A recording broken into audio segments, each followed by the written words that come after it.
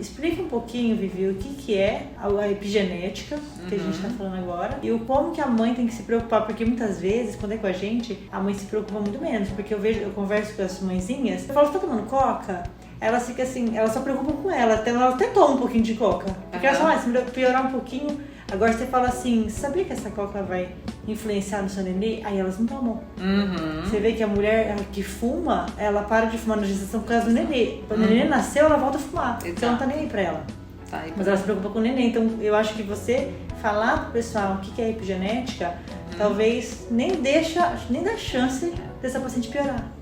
Então, a epigenética, várias doenças, né, podem ser definidas ou ter o seu destino traçado através da epigenética, que é a nossa capacidade de ligar e desligar alguns genes mediante o ambiente intrauterino, né? Então, tudo durante a gestação ela pode influenciar na manifestação ou não de determinada característica genética.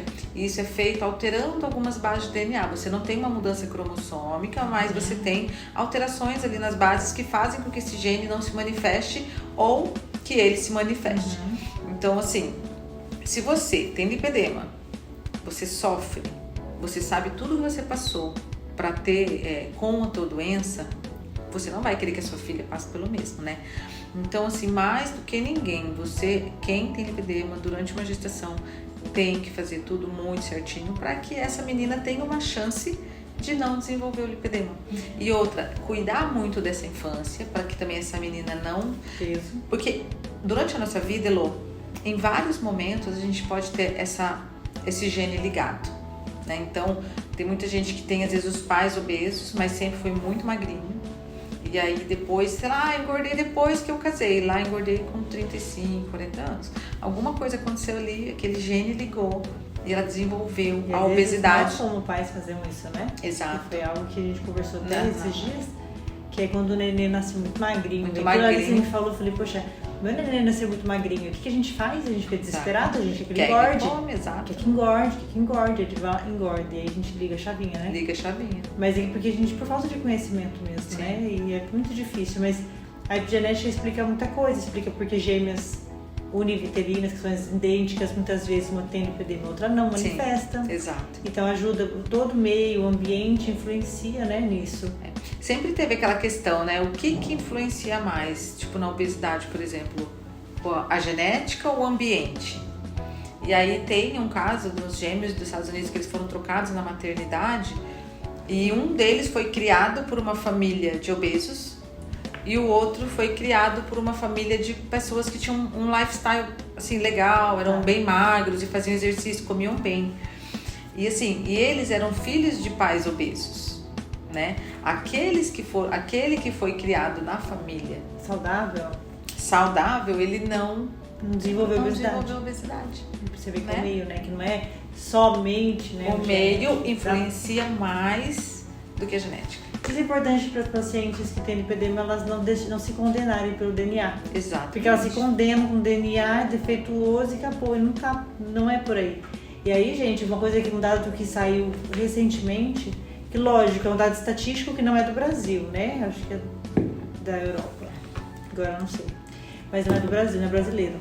E esse dado mostra que a obesidade, que o lipedema infantil, que antigamente era raro, eles falavam em 1% como sendo raro. 1% pra mim não é raro, né? Não é raro. Mas agora saiu um que levantou 17% do lipedema infantil.